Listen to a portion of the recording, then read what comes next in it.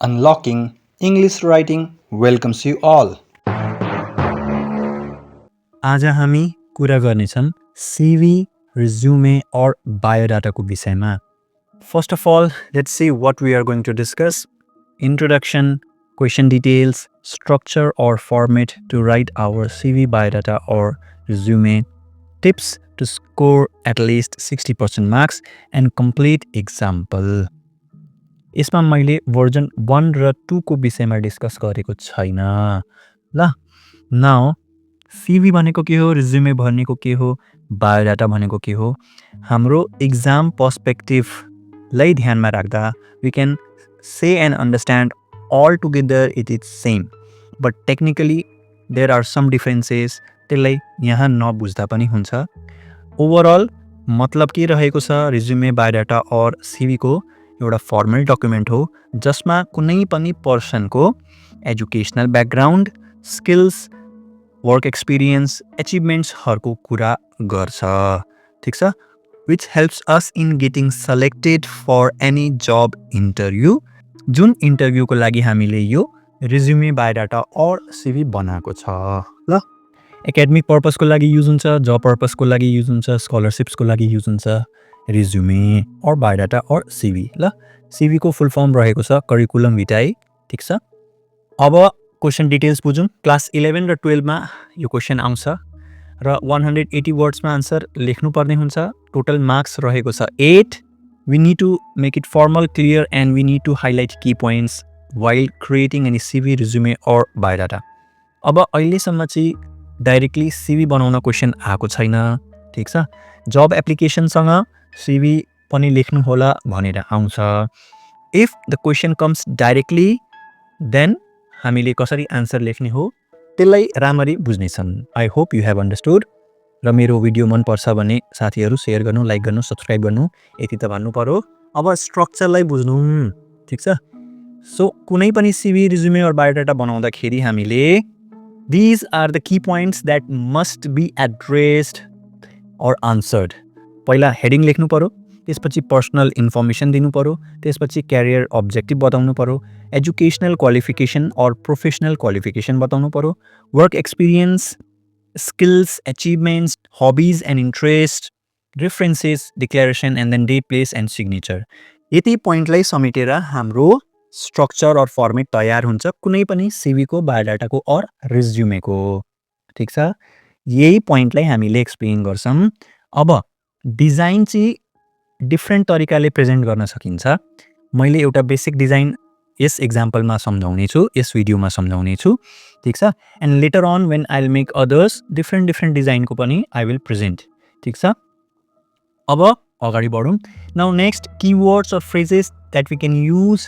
ठिक छ, ओभरअल CVमा हालाकि हामीले की पोइन्ट्सहरू नै लेख्नुपर्छ सेन्टेन्स फर्ममा, very less we write, but still seeking an opportunity, use my skills and knowledge, dedicated in hard working, proficient in strong communication skills, awarded for first prize in I hereby declare that. These are some phrases that we can use. ठिक छ, अब अगाडि बढौँ. हामी 60% marks ल्याउनको लागि के गर्नु पर्यो, हाम्रो फर्मेट निट एन्ड अर्गनाइज हुनु पर्यो. बुलेट पोइन्ट्समा हामीले आफ्नो डिटेल्सहरू प्रेजेन्ट गर्नु पर्यो. क्यारियर अब्जेक्टिभ सर्ट राख्नु पर्यो. एजुकेसनल डिग्री रिभर्स अर्डरमा लेख्नु पर्यो.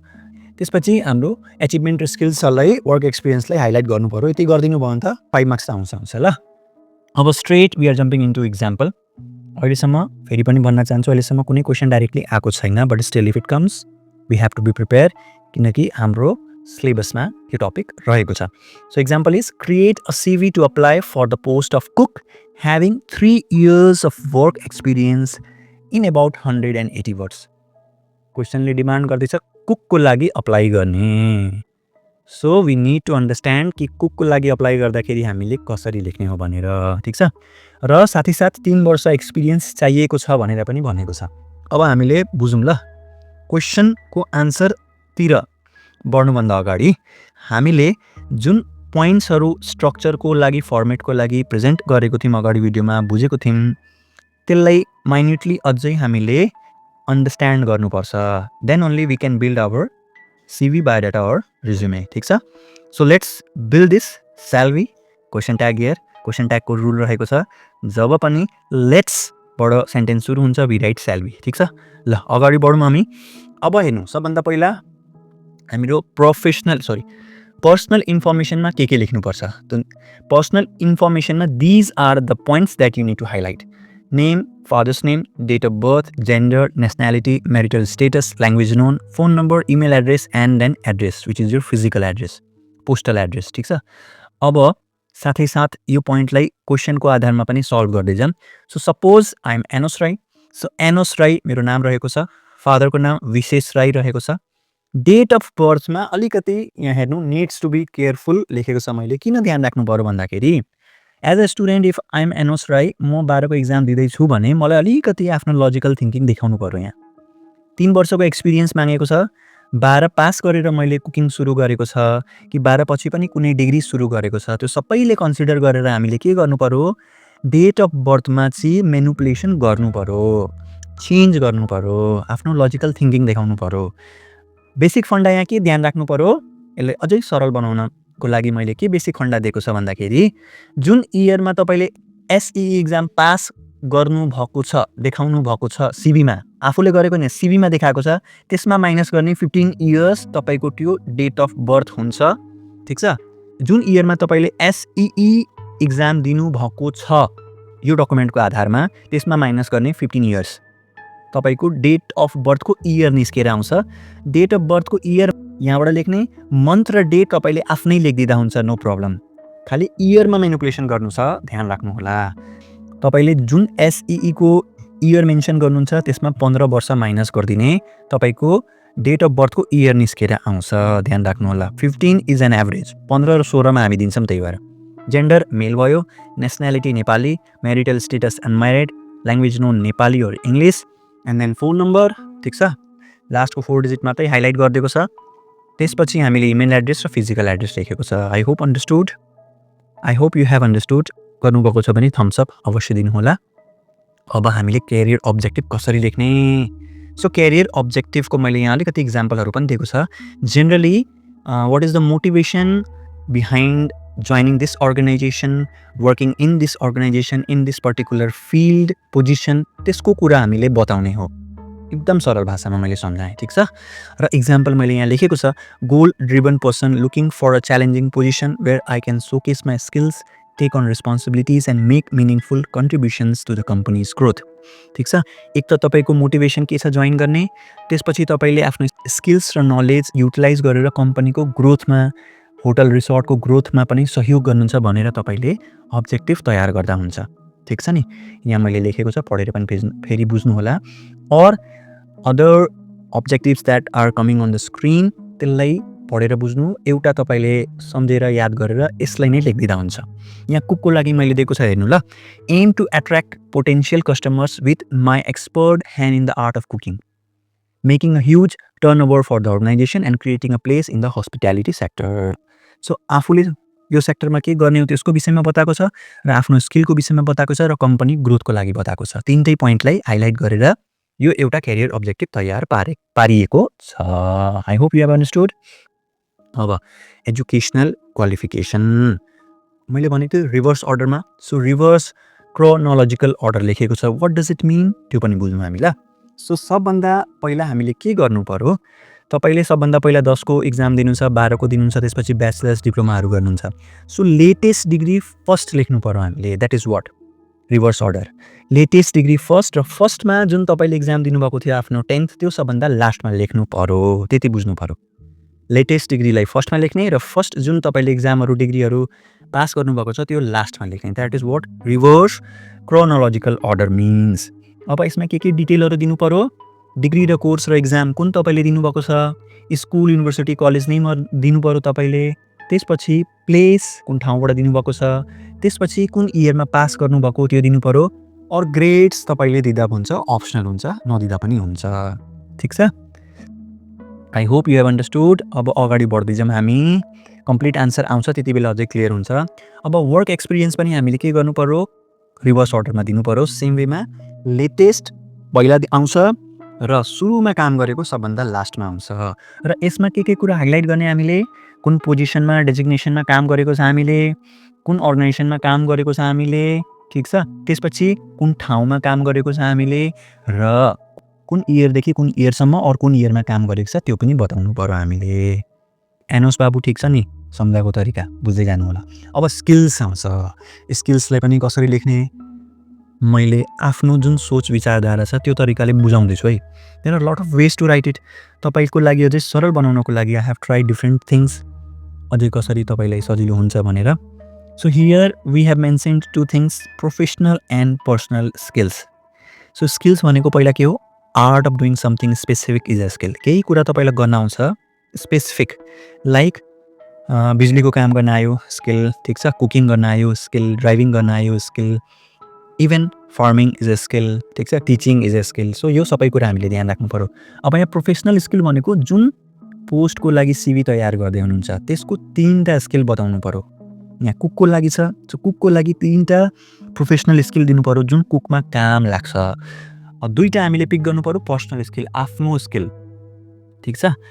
डाइरेक्टली लिङ्क हुँदैन प्रोफेसनल स्किलसँग, तर त्यो काम चाहिँ लाग्छ, त्यो बुझ्नु पऱ्यो हामीले। इक्जाम्पल यहाँ दिएको छ हेर्नु, cooking, kitchen management, coordination, punctual, supportive, these are few examples हामीले बुझ्नु पऱ्यो ल।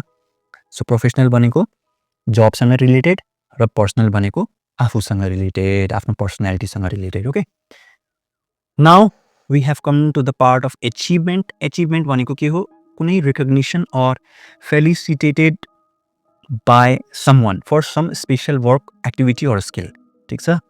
केही कुराको तपाईँलाई प्रमाणपत्र मिलेको छ, केही कुराको तपाईँलाई प्राइज मिलेको छ, केही कुराको तपाईँलाई सर्टिफिकेट मिलेको छ, द्याट इज वर्ड एचिभमेन्ट, ठिक छ।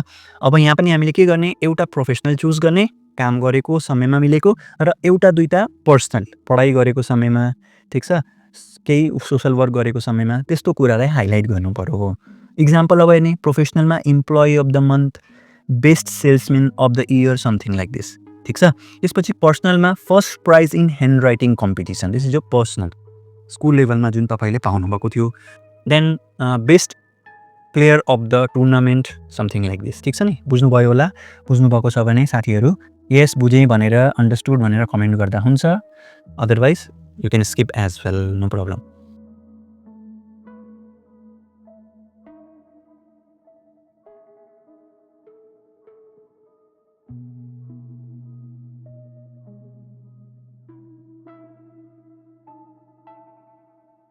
अब आउने रेफरेन्सेस। रेफरेन्सेसको मतलब के रहेको छ सिभी र रिज्युमे बायोडाटामा, मिन्स तपाईँको विषयमा I want to know something more, जति तपाईँले सिभीमा दिनुभएको छ अझै मलाई जान्नु छ भने कोसँग कन्ट्याक्ट गर्नु त, that is what reference is all about, where academic as well as professional both details employer, जसले तपाईँलाई जब दिन चाहनुहुन्छ इम्प्लोयर, उहाँले बुझ्न सक्नुहुन्छ, जान्न सक्नुहुन्छ कसले कन्ट्याक्ट गर्ने त भनेर बुझ्नु, ठिक छ। सो यहाँ हामीले फेरि के गर्ने, 2टा कुरा राख्ने, एउटा पर्सनल एउटा professional.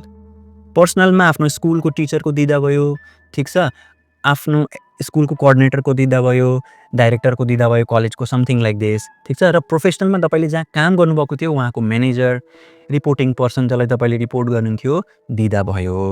Understood, very simple and clear. Reference एउटा प्रोफेसनल दिने, एउटा पर्सनल दिने। रेफरेन्स दिँदाखेरि फेरि के ध्यान राख्ने, लेख्ने उहाँको नाम, जसको रेफरेन्स दिँदै हुनुहुन्छ, उहाँको प्रोफेसन, डेजिग्नेसन, पोस्ट, उहाँले काम गरेको संस्था, अर्गनाइजेसन, इन्स्टिट्युटको नाम र उहाँको पोजिसन बताउने हामीले, ठिक छ। यो कुरा ध्यान राख्ने, as well as contact number और इमेल एड्रेस पनि दिनुपर्छ, ठिक छ नि, ध्यान राख्ने। अब यति गरिसकेपछि लास्टमा हामीले डेक्लेरेसन गर्ने, मिन्स भनेको के, प्रमाणित गर्ने कि सबै इन्फर्मेसन जुन हामीले दिँदैछौँ सही हो, गलत होइन, ठिक छ भनेर। एन्ड त्यसपछि हामीले लास्टमा डेट, प्लेस र नेम एड गरिदिनुपर्छ, ठिक छ। जुन दिनमा यो सिभी तपाईँले तयार पार्नुभयो र आफ्नो ठाउँको नाम र के गर्नु पर्यो, नेम लेखिदिनु पर्यो। बुझ्नुभयो नि साथीहरू। अब हामी कम्प्लिट आन्सर बुझ्नेछौँ। यो सबै प्रोसेसलाई, आइडियालाई, पोइन्ट्सहरूलाई इम्प्लिमेन्ट गरेपछि हाम्रो आन्सर कस्तो देखिन्छ त कपीमा, स्क्रिनमा आउँदैछ।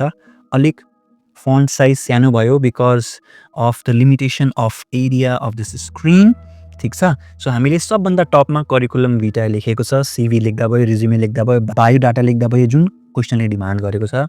एन्ड देन एउटा कुरा अझै ध्यान राख्ने, प्रत्येक पोइन्ट हाइलाइट गर्ने, पर्सनल डिटेल्स, एन्ड देन त्यसभित्र के छ, अब्जेक्टिभ त्यसभित्र के छ, प्रोफेसनल अर एकाडेमिक क्वालिफिकेसन त्यसभित्र के छ, ठिक छ, सबै कुरालाई हाइलाइट गर्ने। Okay, what I forgot how to manipulate date of year त्यहाँ सम्झाएको थिएँ। अब यहाँ एकपल्ट अझै हेरौँ ल। अब यहाँ हेर्नु, एनोस राई भन्ने जुन मान्छेले अप्लाई गर्दै हुनुहुन्छ जबको लागि, उहाँको डेट अफ इयर हामीले 2004 लेखेको छ नि। किन लेखेको छ भन्दाखेरि 2004मा 15 प्लस गर्नु 2019, 15 वर्षमा उहाँले एसईको एक्जाम दिनुभयो, यो ध्यान राख्नु पर्यो। ठिक छ, अब त्यसपछि हेर्ने 2 वर्षपछि एनईबी दिनुभयो without any NG, he pass exam. And त्यसपछि फेरि उहाँले डिएचएम गर्नुभयो। ठिक छ, डिएचएम गरेर इन्टर्नसिप गर्नुभयो। अब इन्टर्नसिप 6 महिनाको लागि गर्नुभयो। वर्क एक्सपिरियन्समा चेक गर्नु, जुनदेखि डिसेम्बर 2022, त्यसपछि 3 वर्ष यो होटल रिसोर्टमा काम गर्नुभयो भनेर लेखेको छ। ठिक छ नि। अब तपाईँले 2004 देखि काउन्ट गर्नु 2026 सम्म 22 वर्षको हुनुभयो। बट रियालिटीमा त यस्तो छैन नि। एनोस राई त अहिले 17, 18, 19 वर्षको हुनुहुन्छ होला जब यो 12को एक्जाम लेख्दै हुनुहुन्छ। सो यही कुरा हामीले मेनिपुलेट गर्नुपर्छ सिभीमा। टेस्टिङ यो लजिकल एन्ड एनालिटिकल स्किल यो बुझ्दा भयो हामीले ल। यहाँ चाहिँ ध्यान राख्ने, त्यही हिसाबले एचिभमेन्टमा when you are presenting date and year we have to be careful, ध्यान राख्नु पर्यो। I hope you have understood. यहाँसम्म बुझ्नु भएको छ भने लाइक गर्नुहोला, च्यानललाई सब्सक्राइब गर्नुहोला, फलो गर्नुहोला। ठिक छ, कमेन्ट पनि गर्नुहोला। बुझ्नु भएको छैन भने एकपल्ट फेरि हेर्नु, म फेरि पनि भिडियो अझै ल्याउने छु। I keep on doing. ठिक छ, एसईको एक्जाम सकिसक्यो, एनईबीको हुनेवाला छ। त्यसको लागि all the best to each and every one. And again thank you very much for watching this video. Signing off, Abhishek Gautam.